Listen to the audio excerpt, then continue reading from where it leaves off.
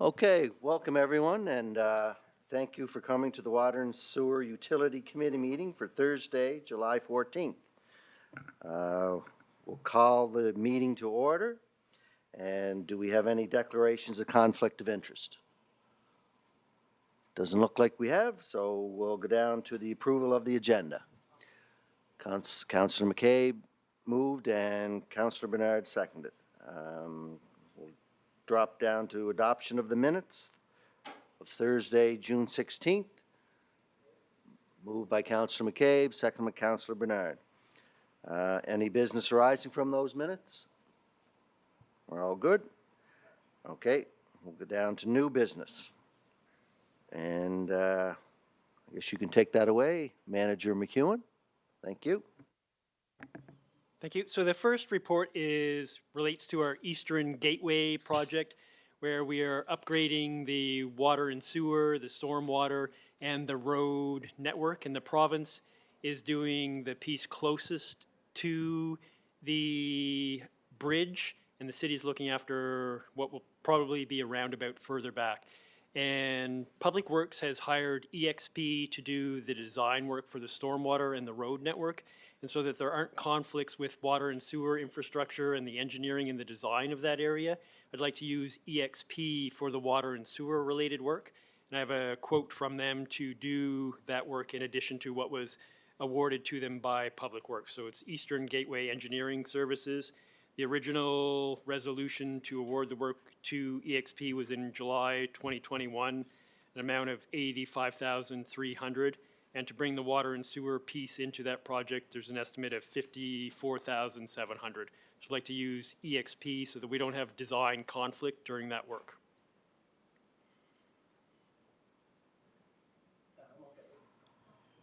Any questions on that? Yeah, Mr. Chair. Yep, go ahead. Richard, can I ask where it is in the report? I'm just quickly looking through your report, Campbell's Concrete, inventory tender, trucking tender. Are you referring to the resolution that was passed? Yeah. The report. Yeah, so that's page, what is it? It's not page, but it's one of the very first pages, the report, right after the minutes, the back of the minutes. Yeah, so is this added on to EXP's engineering services contract that was passed last year? That's what I'm trying to find. That is correct. So EXP was able to get a lot of subcontracts out of this tender and process last year. Why wouldn't we go out to tender on that for the, and I know you wanted to keep it consistent, but we do have engineering firms here in Charlottetown, Prince Edward Island, that could do this work. I did bring this up to the manager of Public Works about EXP. They put in a tender, but there's all these sub-tenders that weren't fully obvious or evident when we voted on it. Yeah, so that is correct, but so that we don't have two engineering firms and creating conflicts, in particular when it comes to the actual construction work, really the recommendation, the request is that we add this work to EXP. There's design and there's pickup. They're out surveying for a catch basin. They can easily pick up the survey for the sewer and the water infrastructure. And you really want one engineering firm looking at all of that work so that you don't have conflicts during construction. Mr. Chair, so EXP is an engineering firm, no different than Coles Associates, Harborside, WSP, and you as an engineer, Richard, know that there are principles and procedures that you follow as an engineer. Doesn't matter if you're with Coles, Harborside. I just want to say, Mr. Chair, in the future, these tenders that we put out and then the riders keep riding, I just find it's a disadvantage to especially our local engineering firms, and I will bring up this issue at Public Works when we meet as a Public Works Standing Committee. That's the only comment I have to make. Thank you, sir. Thank you. Go ahead, Councillor McCabe. Thank you, because I appreciate what you're saying, Your Worship, and that, but what I'm hearing too is when we have two different departments dealing with trying to make sure that the project is followed through properly from start to finish. And what I'm hearing is that you guys are recommending this based on what the needs are from both water and sewer and public works. So you want to make sure whoever is doing the work can do it all and follow it so that you're not having pieces missing too. And if I could just respond to that, Mr. Chair. Go ahead. Coming from a construction background, I've been on many projects where there are multiple engineering firms. That's why they have project meetings, and that is to ensure that all engineers, again, they follow policies and procedures, and they have ethical guidelines and engineering goals or guidelines that they have to adhere to. So just to have it seamless is great, but I believe that we need to keep in mind that we do have local engineering firms that are always out there looking for work, and I just wanted to put it on the record. Engineers can work together just like teachers can work together at different levels of education, so I just wanted to add that as a point of view. So, just to get this in perspective, this part was given out last year, right? So now we're here a year later, and we're just going to give them this without going to tender? Is that my understanding? Should we be going to tender again? Should we be going out? What, I know what happens in construction, that you open up the onion and then it just keeps going, right? So where should we be a year later here? If you could explain that, Richard, I appreciate it. Yeah, so again, we could go out to tender and then we wouldn't go out for tender for engineering services. We'd issue a request for proposals, and EXP presumably would have the benefit in doing this work because they're already doing the other piece of the work. The real challenge would be if for some reason, or even opening it up, if we have two engineering firms, if there is a conflict during construction, each engineering firm will point to the other, that the conflict was created by the other firm. It will become difficult to manage, and really there is an advantage to the city to get on with this using the same engineering firm. They're out there doing the survey work and the pickup work. There is a real advantage to the city, and the costing is locked in from a year ago as opposed to costing that we would see if we went out for engineering services now. I'm just wondering, like, did this just come up? If this was gone out July of last year, why are we here doing this again? Like, if we had a whole year to look at it? Yeah, so there have been some delays with the work, and it also took a while for me to get the estimate from the firm. I did ask them quite some time ago to give an estimate to include the water and sewer for this, and they took a while in coming back with that pricing for me to bring it forward to you. Okay, thank you. I think Councillor Bernard has a question. Yeah, just a comment. I think what he's trying to do, it's the same project. It's the Eastern Gateway Phase 1. We have an engineering firm that we already agreed to give this to. So it's another component. He's trying to keep as many issues to a minimum. So EXP is already working on this project. So to me, I'm okay with this extension. Just to keep the project going smooth, no fights, no issues. Anyway, I'm okay with it. And I think that's why this is the one project that we started last year that we put this tender out. It's the same project. If it was a different project or another scope, yeah, you could look at going tender, but this is the same project. So. Okay, does anybody have any questions? Mr. Chair, go ahead, Julie. I just want to confirm because there's some good points brought up. So are we following the proper process by going this way? Or, as Councillor Duran said, should we be actually going back out for more bids? So my understanding with engineering services, like legal services or other services, we have the ability to keep doing work with one firm where it makes sense for the city to keep doing work. Again, if you change engineering firms, they may have to go out and redo survey and redo work, and you have that potential when the construction actually takes place, that if an issue comes up with a conflict in one engineering firm's design with the other, if you have somebody designing the sewer system and there's a conflict when you get in the ground and find the water system that the other firm has designed, it can create problems for us. It really just, it makes a lot of sense from my view and looking at it that we should have the same engineering firm out there doing the same drawings for water and sewer and thinking about it and doing the design and coming up with the best design for us. Otherwise, we're really looking at paying two firms to make sure that you don't have those conflicts when we can have one firm looking at it. Thank you. Mr. Chair, I do respect our manager's position and his opinion, but when we talk about engineering firms disagreeing with each other on projects, that's engineering, Richard. You know that. You've been around the business long enough. Again, I go back to the process is that it's a tender, it's a piece of work that will be dealing with a different aspect of the project, and I would prefer if we went out to tender on this, but if it's the wish of the committee to go as is, so be it. Okay. Anybody second I'll that? second that to go to council for approval. Okay, that's what we'll do. And I'm against the resolution. Thank you.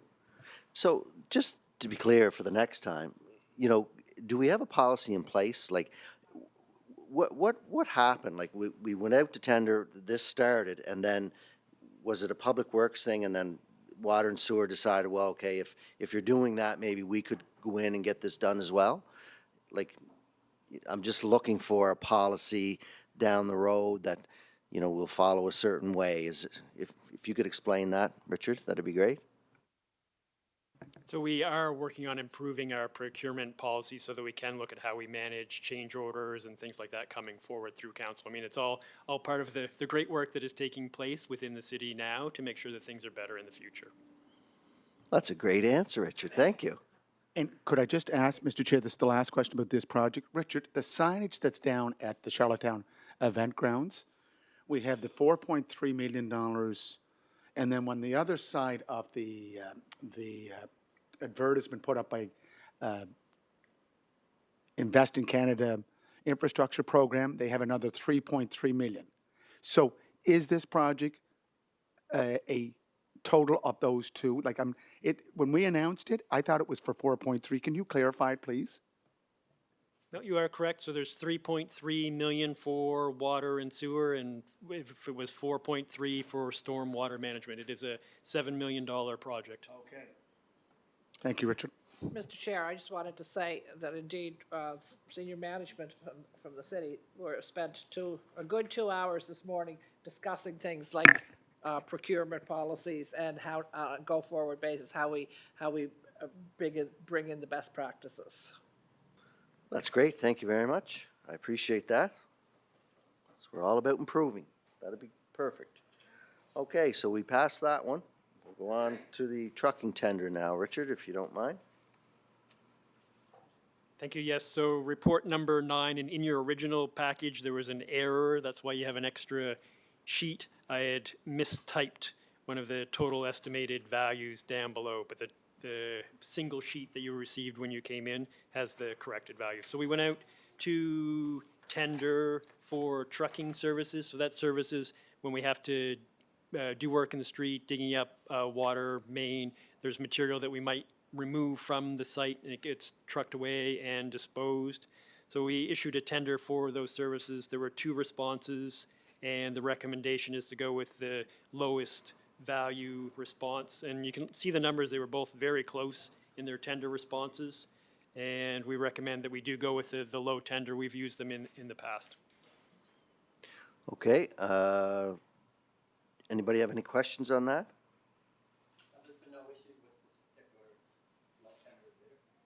Nope, no, they provide good service to us. I move it, sir. Okay, moved by Mayor Brown, Yep. seconded by Councillor Bernard. Yep. Is this for 1 year, Richard, or like, how long does this go for? Yep, for 1 year, and we have a clause that it could continue for a second year if both parties agree. Okay, thank you. So that's passed, and we'll go down to the next. Inventory tender. So report number 10, inventory requirements. So these are the materials that we keep in stock. So it would be valves or pipe or fittings that we use to repair or put in new services for a year. Every year we issue this inventory or requirements, and Campbell's Concrete was the only response that we received for the tender. It's within our budget, and we recommend that we go with Campbell's Concrete. They've been the supplier for years and years for the utility. All right, anybody questions? I know, I'm just going to move that we accept. Okay. Great. Counselor McCabe moved it and Counselor Bernard seconded, so we'll go with that. That'd be great. Mr. Chair? Sir. Could I just I forgot to bring up what was brought to our attention on Monday night, Richard, regarding the letters that went out for the payment for our water and wastewater, and with the deadline, and if you didn't pay it by July 22nd, the city would be turning off your water. You heard that comment. Any follow-up since then? I don't recall that comment, although when people haven't paid their bill, we do send out, it's an initial advice that they do need to pay their bill. And I mean, if you're referring to the specific counselor who said they hadn't received their bill, I went back in the system, our system suggested, and I gave them a date, and I haven't heard back from them if they were able to find it in their email or not, but our system showed that the bill did get sent out. But I will continue to follow up with them because we're now at the point where the next bill will go out. So I'm just keeping an eye on our system to see when it says the bill goes out and then to follow up with them to see if they get it or not. But I've confirmed that the email that was in the file it seemed like it was their correct email. So definitely keeping an eye on that to make sure that our customers get their bills. Mr. McEwen, our home received one of them, and I had a call from a homeowner up on Johnson's Avenue, and they were quite offended how it was repeated 3 or 4 times that you've not paid your bill. This is the first time he never paid his bill. He never saw an email, searched his email. He works for provincial government procurement department, so I think he knows the process quite well. And he was quite disturbed by it. And I heard from a couple of other constituents as I was knocking on doors. I think the letter has to be redrafted, because if we go back to a couple of years ago when we were looking at the Blue Water, I think it was, adopting their principles, clean water, that we wouldn't shut off water. Well, Richard, did you see a copy of the letter? I'm sure I have seen a copy of the letter. I'll get you a copy of it. No, I would appreciate it. But also, too, if I need those customers' names to follow up. I mean, I don't want you to say now in a public forum what their names are to divulge. Lori Devine, Philip Brown.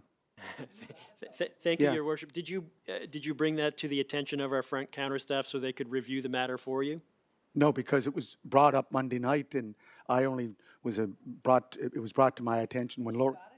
I received the copy, and I thought it was on my phone, but I'll get the hard copy and pass it on. But again, I just thought it was the wording was quite strong, and I know the other customer up in Johnson's Avenue, he did pay the penalty, but this has never happened to him before, and I thought we were going with Spry Point in revamping our system so that they could pay online. Lori does pay online.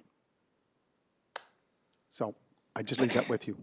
No, absolutely. Thank you. And I mean, unfortunately, there are challenges bringing any new system on, but I appreciate you bringing those items forward. And please, when we have customers' names on it, we'll follow up with them and get it sorted out. It's not our intention to insult our customers. I can say from collections that there are some times when they have challenges, and I do recall a couple of years ago, they approached me about making the letter stronger, trying to encourage people to pay. So, and again, if there was a system or growing pains, it's unfortunate. They're seeing that letter that is directed at those who sometimes we have a challenge with getting them to pay, and I certainly can understand those who have always paid, that it may read strongly to them, but occasionally we do have customers who need some strong wording to understand that it's important that they pay their bill.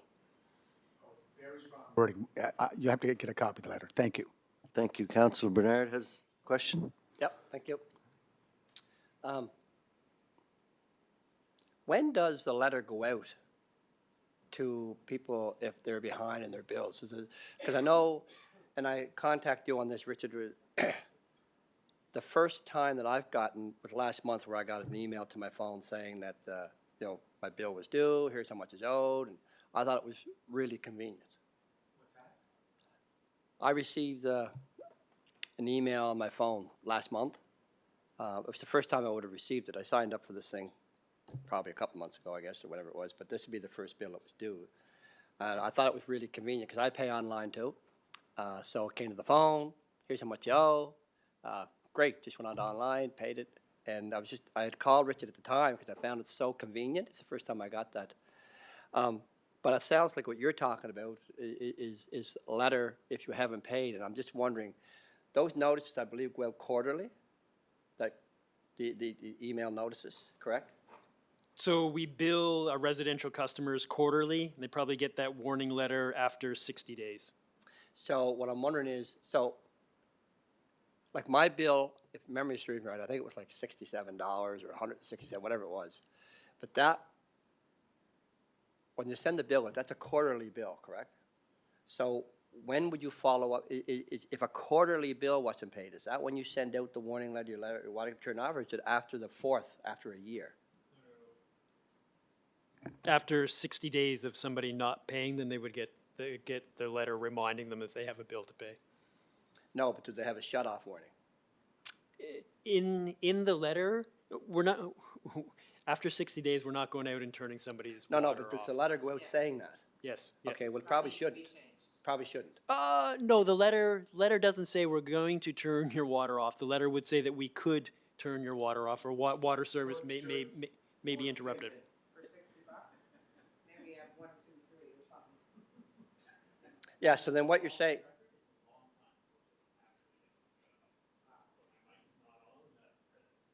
mine is.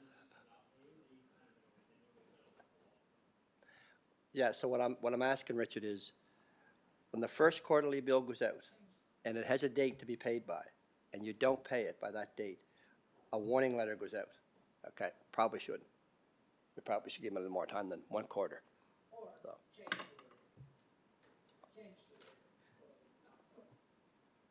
Change the wording so that it's not so draconian.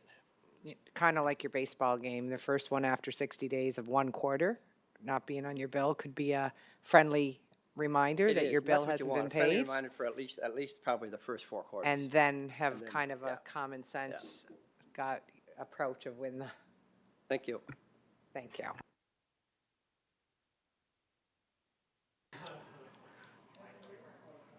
Okay, so we're all good with that? I guess we're going into a motion to move into a closed session as per section 119.1 subsection E of the PEI Municipal Government Act to review matters still under consideration. Moved by Councilor McCabe, second by Councilor Bernard. Thank you, and this will end our public session.